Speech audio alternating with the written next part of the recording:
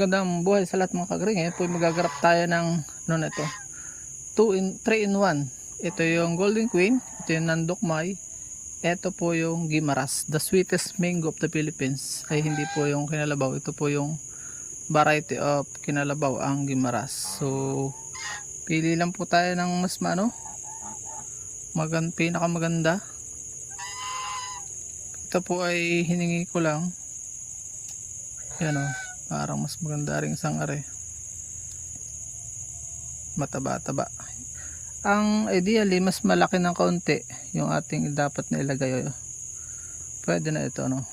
May balot na. Kung gusto nyong malaman yung pagbabalot, may video po tayong bukod, yan o, naka release ito, open, para madali siyang tanggalin pa. Huwag ko nang kukutsilyohin. Usually natagal lang ito ng 3 weeks, ay kita mo na ito, sariwa pa, meaning may potential. Utay-utay lang po ang pag-grap. Ito bukas, ito naman yung tag dito, Florida naman aking gagrap dito. Ito hanap ako ng tag dito, Cambodiang malalaki, matataba, sa kakilala ko meron. At ito ay igagrap ko na. Ito ay kaya putol na, pinalit ko po ng sayon. So yun na, natin patagalin. Gagamit po tayo ng grafting ay ating bakang, ay tela po tayo malinis. Dapat po yung malinis din yung ating tawag dito, grafting knife. Naka-ready ang ating grafting tape. Yan. Gabi po tayo gumagawa dahil nga po tawag dito, wala tayong time. Nagkaroon pa ng punasan natin to, yung dapat walang para wag magkapunggos. Kaya utay-utay mahirap, maselan po yan, baka makalog. Kaya dapat utay-utay lang. Pa-stand natin gagawin para tubig ay hindi mag-stuck. Yan. Tapos bibiyak natin sa center.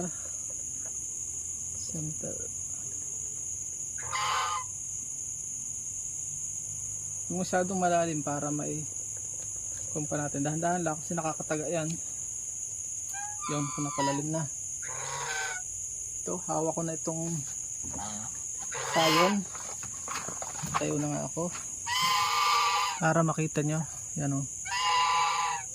Dapat ay ang gagawin natin ay clef pa rin.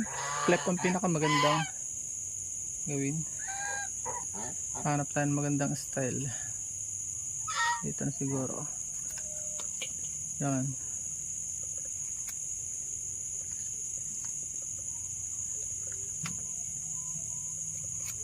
Yun. Ganda. Oops. Talas.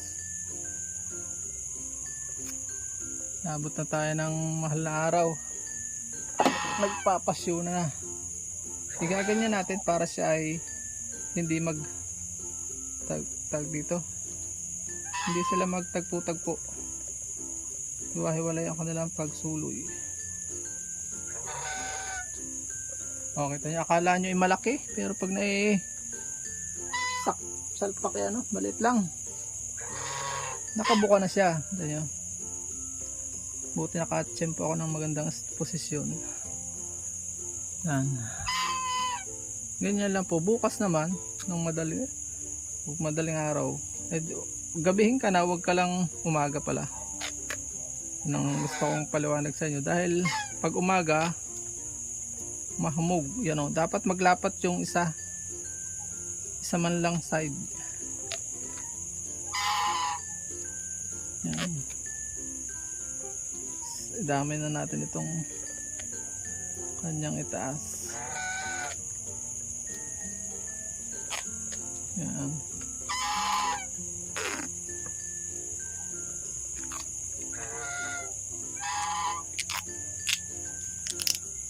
Yan. Higpitan po natin sa gitna. Paglalaktit sa gitna. Napakahalaga niyan. Hindi pag nahapit yan din nahapit mo, hindi nahalata yung yung mas malaki. Yun nagdikit na. Importante magaling kang maghapit. Yan na. Pantay na. Ito naman, pagka natapos itong isang ito, bukas, pwede ko na siyang tanggalan itong plastic. Hindi ko lang tanggalan nga at baka makalug. Yan, ilalak natin sa gitna. Sa gitna po ang paglalak. Laging sa gitna. Huwag kayo maglalak sa baba. Kasi doon nasisira yung ano, doon minsan doon na kakaroon ng hakab.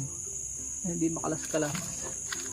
Prepare po natin ang plastic ice candy. Itong ganitong size, 1 1/4 by 10.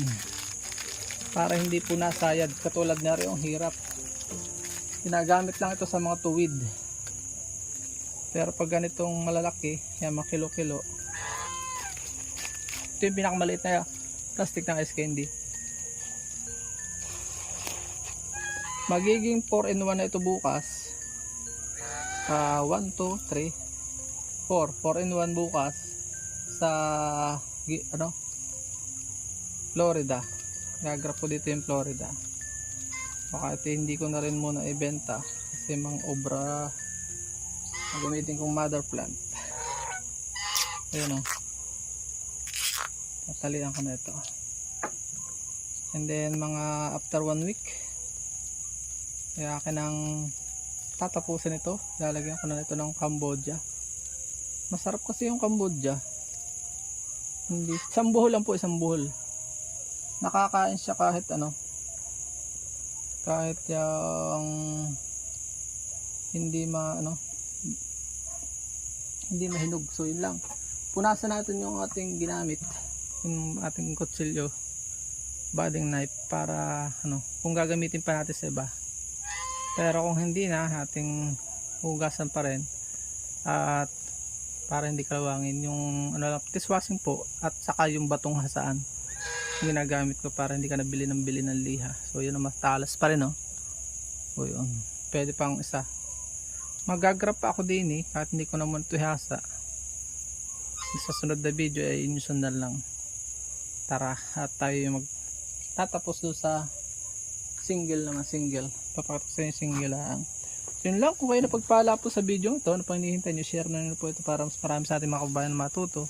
At sama-sama po tayong umasenso. Paalam and God bless. Please support all Filipino vloggers. Pakita sa mundo ng kakasan lahing Pilipino. Babay po muna, at bukas ito'y gagrap natin ang Florida dito.